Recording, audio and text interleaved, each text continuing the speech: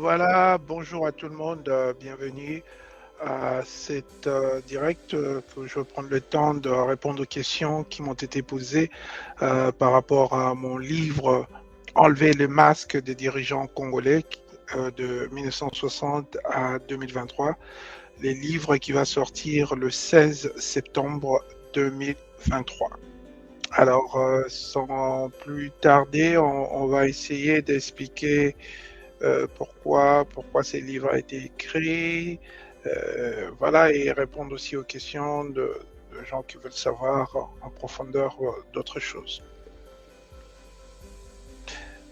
Voilà la première question, pourquoi avoir écrit ces livres? Bien sûr, c'est un livre qui sort de l'ordinaire parce que c'est pas un livre. Bon, je vais dire ça comme ça. Donc, j'ai lu quand même beaucoup d'auteurs congolais et surtout ceux-là qui parlent, ceux ou celles-là qui parlent de la politique, du développement, de l'économie et tout ça. Et moi, j'ai essayé d'aller un peu plus loin et de voir la chose sur le plan anthropologique, sur le plan sociologique, la psychologie, de mettre le Congolais au centre du débat, de revoir en fait qui est l'homme congolais ou qui est la femme congolaise. Quelles sont les compétences que les Congolais ont à ces niveaux? Quelles sont ces compétences qui peuvent être pertinentes dans le cadre du développement de notre pays? Donc, c'est un peu pour ressortir cette face cachée de nos enquêtes, parce que, bon, voilà, la plupart du temps, les choses sont vues de manière un peu globale. Et moi, j'ai essayé de fractionner, de réduire les choses à l'homme, à la femme congolaise et de voir quelles sont ses forces, quelles sont ses faiblesses. Et comme ça, nous pouvons travailler pour le développement de notre pays. Et dans ces cadres, pour justement arriver à tout cela, je fais une enquête sur les décisions comprises les différents leaders de notre pays, Joseph Kasavubu, le roi Léopold II, en passant par la contribution et les défenses de Mobutu, Laurent Désiré Kabila, Joseph Kabila, et tout le monde, j'ai passé en revue leurs points forts, leurs points faibles, et aussi en mettant ses prouesses par rapport au comportement du peuple, comment le peuple s'est comporté par rapport à ses leaders, et quelles sont aussi les forces, les faiblesses de ces peuples, tout ça est mis en exergue. En quoi ces livres, euh, différents des autres livres sur la RDC, euh, Euh, c'est différent, comme je l'ai dit, parce que vraiment, il y a eu un focus sur l'homme congolais, un focus sur sa personne, sa personnalité, son anthropologie, sa sociologie, sa psychologie, comment cet homme congolais, hommes et femmes, réagissent par rapport aux différents événements. Et voilà, donc c'est un livre vraiment pour lesquels je pense qu'un bon lecteur ou une bonne lectrice va essentiellement tomber amoureux parce que euh, vous allez découvrir le Congolais dans sa forme la plus intime, la plus profonde. Et vous savez, je suis un briseur de tabous, il y a des interdits, tout ça. Il n'y a rien de caché, tout a été dévoilé. Vous allez voir, j'ai pris toutes les statistiques qui sont disponibles de la Banque mondiale, du FMI, des autres organisations, des revues de presse des années 60, 70, tout ça, et pour essayer en fait de, de, de créer cet amalgame et d'essayer maintenant de rendre les différentes époques cohérentes par rapport aux autres et d'étirer aussi, bien entendu, euh, le point de convergence, des dénominateurs communs par rapport aux échecs économiques de la RDC, aux échecs politiques, aux différentes crises, comment elles ont commencé et comment elles n'ont pas été résolvées de manière permanente. Tout ça, ce sont des choses sur lesquelles je me suis attardé. Et enlever le masque de dirigeants congolais, pourquoi ces titres? C'est dans le cadre de justement déclassifier certaines informations que jusque-là, il y a une sorte de tabou. Bon, les gens sont un peu superficiels par rapport à l'histoire de notre pays. Moi, je trouve que notre histoire n'a pas vraiment été explorée. C'est pourquoi nous continuons à commettre les mêmes erreurs, nous continuons à présenter les mêmes lacunes. Et comme on dit, la définition de la folie, c'est de refaire la même chose plusieurs fois. Et voilà, donc moi je pense que avec un bon examen, une bonne interrogation de notre histoire, on pourra facilement dénicher le point, surtout de faiblesse, que nous devons absolument corriger. Et voilà, donc c'est pourquoi ces livres est justement pour démasquer, pour déclassifier tout ce qui s'est dit, parfois en désordre, parfois on refuse de regarder notre histoire de cette manière-là. Donc, et voilà, donc ce n'est pas simplement essayer de démasquer aussi, mais aussi vous allez comprendre à la fin de ce livre que c'est aussi un recueil qui va permettre non seulement de placer les diagnostics, mais aussi de proposer certaines pistes de solution, certaines idées et qui peuvent, lorsque mises en œuvre, aider le Congo de sortir de son carcan. Et évidemment, il y a des problèmes sociaux extrêmement graves qui doivent être corrigés, surtout d'ordre de la compétence des personnes qui détiennent le pouvoir en RDC, la compétence des travailleurs même, des fonctionnaires ou n'importe qui. Et je pense qu'il y a un gros travail à faire sur les compétences techniques, les compétences générales, l'éthique en RDC, qui peuvent aider justement à créer une très bonne gouvernance, qui est aussi un des fléaux que nous voyons s'est répété au fil des années.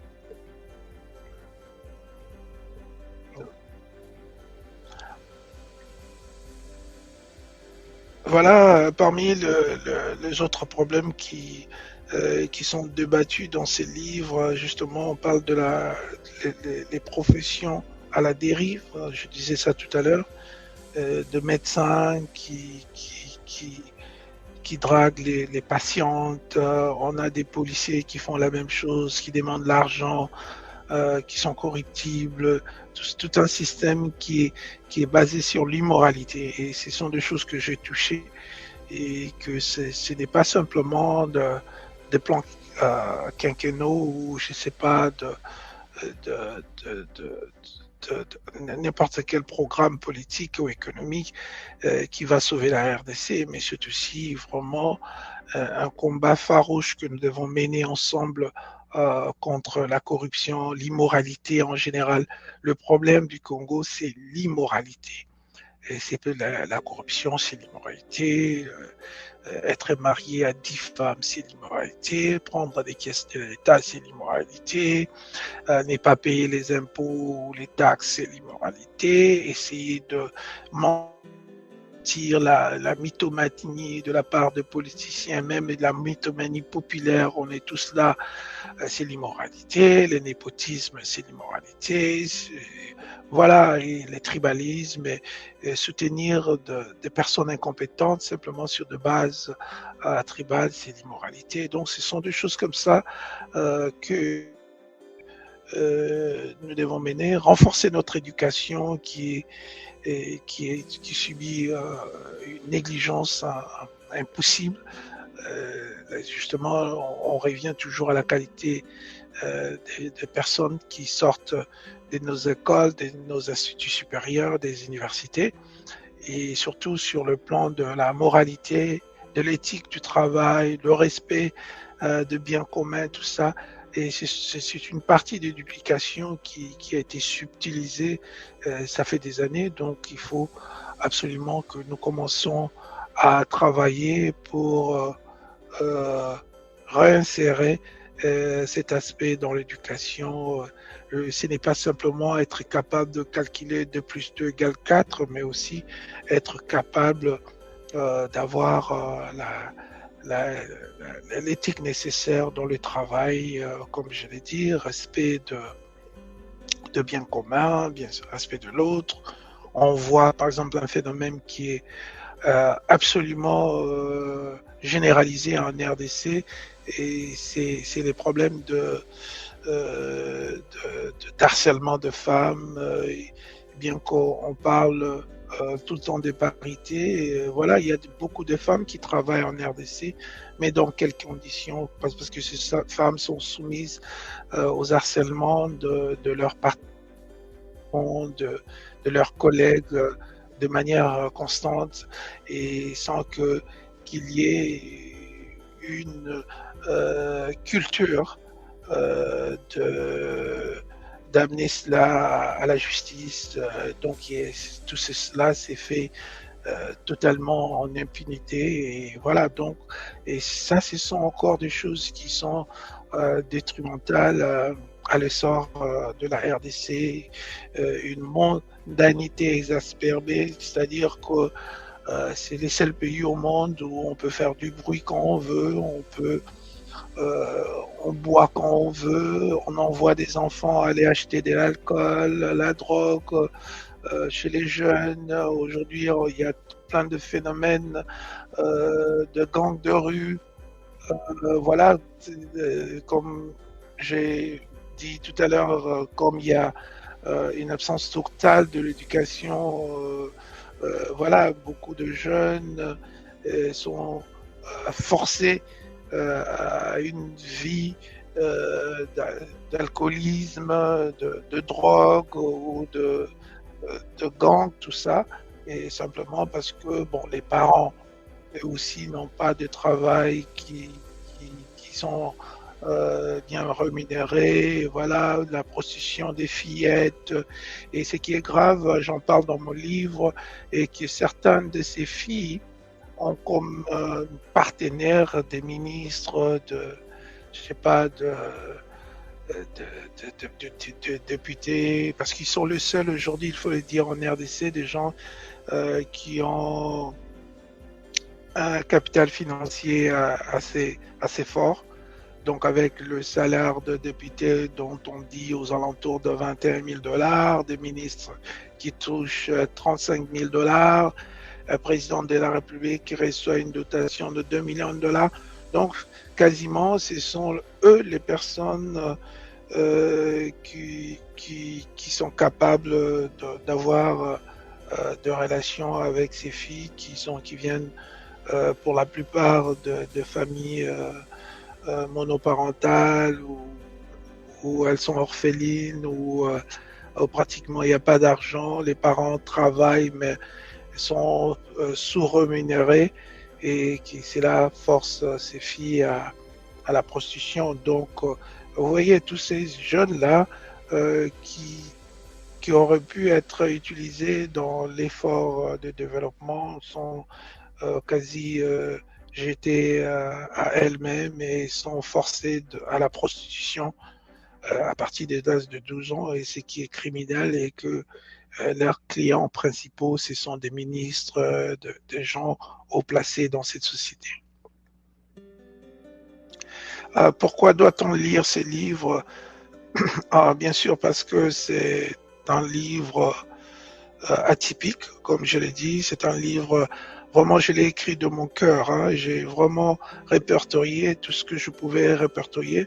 Et je vous dis d'ailleurs déjà d'avance qu'il faut lire ces premiers livres parce que je pense que ça s'écrira en 3 tomes parce qu'il faut parler d'autre chose. Mais je voulais pas, en fait, que ce soit un livre avec beaucoup de pages, mais je voulais que ce soit plutôt un livre de poche que tout Congolais doit lire, tout Congolais qui aspire au changement, tout Congolais qui pense qu'il existe des dénominateurs communs entre toutes les époques de notre pays, bien sûr avec des variables, mais il y a beaucoup de choses que nous pouvons faire et ces choses-là sont répertoriées dans ces livres. Je pense que, en fait, je verrai qu'à la fin de la publication du livre, je vais signer et envoyer ça aux dirigeants de notre pays, la RDC, bien sûr, à toute l'élite. Vraiment, je conseille de vraiment, si vous avez encore, si les Congolais ont encore ces soucis, cette aspiration à devenir un grand pays tel que la nature nous a donné, un grand pays, 2 345 000 kilomètres carrés, 409, 40 000 mètres cubes, j'étais à l'embouchure alors qu'il y a encore de sérieux problèmes d'eau potable en RDC, il y a de gros soucis d'électricité qui sont de conditions sine qua non pour qu'il y ait un vrai développement, la lutte contre l'exode rural. Beaucoup de gens quittent le parti arriéré de notre pays pour venir dans la grande ville Kinshasa, Lubumbashi, Goma, Bukavu, simplement parce que dans les milieux ruraux, en RDC, il y a plus de futur. Et voilà, donc il faut lire ces livres parce que c'est un livre qui est écrit pas pour vous impressionner sur le plan de connaissances scientifiques et tout ça, mais c'est un livre simplement qui va vous ramener à vous-même, Congolais, Congolaises, à la personne, à votre cœur, à votre désir de changement, à comprendre qu'il y a des mécanismes qu'il faut que nous mettions ensemble si nous voulons aller de l'avant et que nous pouvons le faire ensemble. Voilà, donc le livre va donner la force pour lutter contre les guerres de rapine à l'est du pays et nous mettre ensemble pour combattre, j'allais dire, les enfances interrompues de tous ces jeunes-là dont je fais allusion, filles et garçons, qui n'ont pas accès à une alimentation adéquate, aux études, à une famille stable parce que les parents n'ont pas d'argent pour tenir ces familles en stabilité. Tout ça, ce sont des questions que j'ai abordées et je pense que tout le Congolais doit le savoir, que la manière dont nous conduisons notre économie aujourd'hui, il n'y a pas vraiment de véritable modèle économique, on n'est ni keynésien ni anti-keynésien, on fait un peu du tout, de méli-mélo, et à la fin, c'est les pays qui est gardé en une situation d'inertie. Alors, à la fin, nous devons devenir de nomades cosmopolites et sédentaires de l'éthique. C'est-à-dire, le Congo nous appartient tous.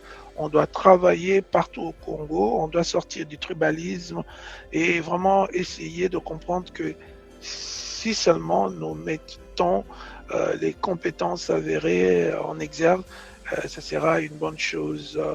Et notre gros travail aussi, comme je l'ai dit tout au long de mon intervention, c'est en fait l'éthique. Le Congo a un gros sérieux, je veux dire un sérieux problème, un problème qui est gigantesque, qui est magnifié de l'immoralité dans toute sa structure, dans toute sa culture, notre anthropologie a dérapé que lorsque vous retournez à l'époque précoloniale, vous voyez qu'il y avait de garde-fous pour garder les choses en ordre, mais bon voilà, aujourd'hui, tout est perdu et aujourd'hui, l'immoralité est vraiment la question fondamentale qui bloque notre pays d'aller de l'avant. Donc voilà, donc merci beaucoup pour ceux qui m'ont suivi. Et voilà, le livre va sortir le 16 septembre 2023 et je conseille à tout le monde de prendre le temps de lire. La personne qui a écrit, c'est moi, Olivier Bolia, et je compte remercier toutes les personnes qui m'ont été qui m'ont soutenu, j'allais dire, voilà, pour faire ce grand travail, un travail que vraiment je fais comme le ferait Eli Kambokolo, Professeur Ndawel ou Bolia Bayenga, Zamenga, tous ces gens-là qui écrivent de livres et je conseille à nos frères et sœurs, vraiment il faut lire. Et il y aura une version audio. Je sais que beaucoup de gens sont devenus un peu très difficiles pour lire, mais voilà, il y aura une forme audio pour ces livres. Je compte surtout le Congolais de vraiment lire et de savoir que ensemble nous pouvons faire des exploits pour ces pays. Et voilà, donc c'est un livre qui, c'est pas une attaque contre le régime actuel. J'ai essayé vraiment d'être juste envers tous les régimes et de voir de bons côtés, les mauvais côtés, mais surtout le gros problème, comme j'ai dit, c'est l'application. Et puis voilà, donc on doit absolument changer la manière dont on conçoit les développements d'un pays. Et j'ai utilisé aussi des exemples chinois, les modèles sud-coréens, japonais, tout ça. J'ai parlé de ce qu'ils ont fait, quelles étaient leurs forces, qu'est-ce qu'ils ont fait, par exemple avec Taïwan, pour se développer aussi rapidement. Et voilà, donc on peut tout utiliser et pour notre pays. Voilà, merci beaucoup et je pense que 16 septembre, c'est la date fatidique.